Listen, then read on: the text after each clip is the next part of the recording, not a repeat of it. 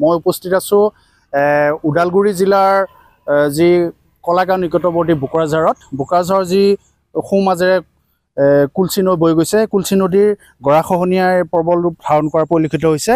বছৰ বছৰ এনেদৰেই যি নদীটোৰ কাল ৰূপ ধাৰণ কৰাৰ ফলত প্ৰায় বহু কৃষিভূমিৰ লগতে যি ইয়াৰে স্থানীয় লোকসকলৰ ভূমি আছে এই নদীত জাহ গৈছে। ক্ৰমান্বয়ে যেন বিপদৰ সংকেতৰ আগজাননী দেখিবলৈ পোৱা গৈছে। মই কেমেৰাৰ যোগে কিছু দৃশ্যাংশ দেখাই আছে। এনেদৰে যি বোকৰাঝাৰৰ মেইন যিটো চেণ্টাৰ আছে, মেইন চেণ্টাৰৰ গাতে লাগি থকা যিটো কুলচি নদী আছে, সেই কুলচি নদীৰ গৰাখহনীয়াৰ কিছু দৃশ্যাংশ দেখাই আছোঁ। কেমেৰাৰ যোগে ইতিমধ্যে আপোনালোকক দেখাই আছে। একাংশ ভুক্তভোগী লোক আছে, মই তেখেতৰ পৰা কিছু কথা জানিব চেষ্টা কৰিম। দাদা কি ক'ব, যিহেতু একদম আপোনালোকৰ নদী মাজেৰে বৈ গৈছে? ঠিক আছে, এইটো আমাৰ বহুত অসুবিধা হৈ আছে। আজি বহুত দিনৰ পৰা আমি আগতেও এনেকুৱাকৈ মানুহ আহিছিল, কেমেৰা কৰি লৈ যাই আছে। যিমান দিন আমি বাচ্চালোঁ এতিয়ালৈকে একো হোৱা নাই। এতিয়া মেইন ৰাস্তাটো যিটো আমাৰ কুলচি নদীৰ মেইন ৰাস্তাটো, এতিয়া মেইন ৰাস্তা গাললৈকে আহিছে। এতিয়া চৰকাৰক আমি অনুৰোধ জনাওঁ যে এইটো অতি সোনকালে যাতে এইটো ব্যৱস্থা লয়। তাৰ পৰা আমি ৰাইজে বিৰাট মানে কষ্ট পাই আছোঁ। আৰু ৰাস্তাটো তাৰমানে ঠিক ৰাস্তাটো লাগিছে আৰু ৰাস্তাটো এতিয়া ভাঙিব। আপোনালোকে চাব, আপোনালোকক আমি এইটোৱে অনুৰোধ কৰিছোঁ বাৰে বাৰে। হয়, একদম নদীৰ গালতে ব্যৱসায় প্ৰতিষ্ঠান, ভেটেনেৰী স্কুল, বিভিন্ন অনুষ্ঠান প্ৰতিষ্ঠান আছে, কিন্তু একদম বিপদ সংকুল পৰিৱেশত আছে। কি ক'ব? এতিয়া চাওক, প্ৰথম কথা হ'ল তাতে আমাৰ এখন জয়া মহিলা সমিতি আছে, মইনাপাৰী জেট আছে, এইবিলাক অনুষ্ঠান আছে, স্কুল আছে, চক আছে, আৰু এতিয়া এইটো গৰু বান্ধা গোমঠামাৰা পথ, এই পথটোৰ দাঁতিত লাগু হৈছে। পথত লাগিছে ইতিমধ্যে। বানপানী আহিলে মানে ইয়াতে অহা যোৱা কৰিবলৈ ভয় লগা হৈছে।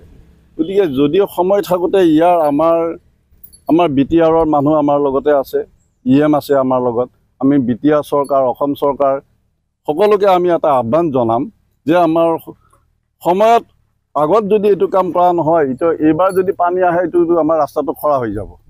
গতিকে ল'ৰা ছোৱালী বৃহত্তৰ অঞ্চলৰ এটা প্ৰতি ভাবুকিৰ সৃষ্টি হৈছে। গতিকে আমি তেওঁলোকক বিহিত ব্যৱস্থা ল'বলৈ বিশেষভাৱে আহ্বান জনাইছোঁ। হয়, আন এগৰাকী জ্যেষ্ঠ লোক আছে। দুখন চৰকাৰৰ দুজন প্ৰতিনিধি ইতিমধ্যে আছে, কিন্তু সমস্যা সমাধান হোৱা নাই। কি ক'ব? এতিয়া আমাৰ যিখিনি অনুষ্ঠান উপৰোক্ত বক্তাসকলে কৈছে, আমাৰ ইয়াতে দুৰ্গা পূজা আছে, কালী পূজা আছে, গণেশ মন্দিৰ এটা আছে, তাৰোপৰি মহিলা সমিতি, মইনাপাৰী জাত, আৰু এই চকটো উঠি অহা চকটো। এতিয়া ৰাস্তাটো যিটো গৰু বান্ধা গোমঠাৰ ৰাস্তা একদম চোঁ অৱস্থা।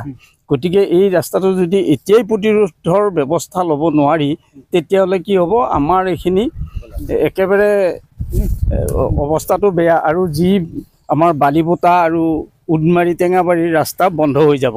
গতিকে আমি দু চৰকাৰকেই অনুৰোধ জনাওঁ যে এই কামখিনি যাতে তৎকালীনভাৱে কৰে এই বাৰিষাতে।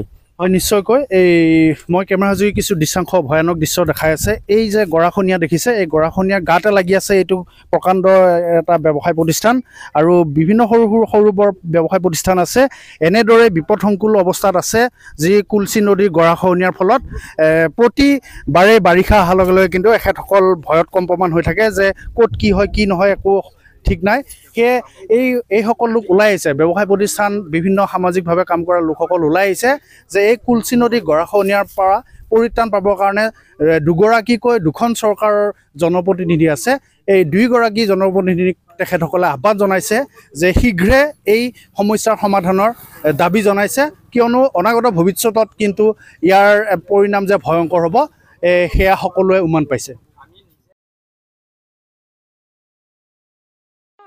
ৰব, আপুনি যে এটা অপৰাধ কৰিবলৈ গৈ আছে, আপুনি জানেনে? এই নাবালিকা গৰাকীক এতিয়াই বিয়াত বহোৱাটো যে এটা অপৰাধ, আপুনি জানেনে?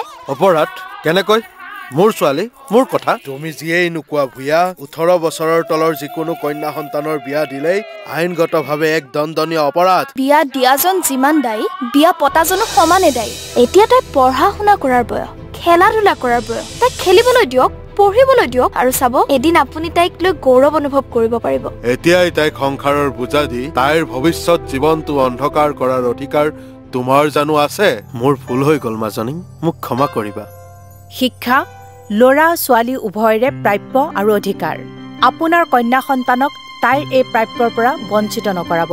বাল্য বিবাহ ভাৰতীয় আইনৰ দ্বাৰা বিহিত এক দণ্ডনীয় অপৰাধ। এনে অপৰাধ কৰি আপোনাৰ কন্যা সন্তানৰ ভৱিষ্যত অন্ধকাৰৰ মাজলৈ ঠেলি নিদিব।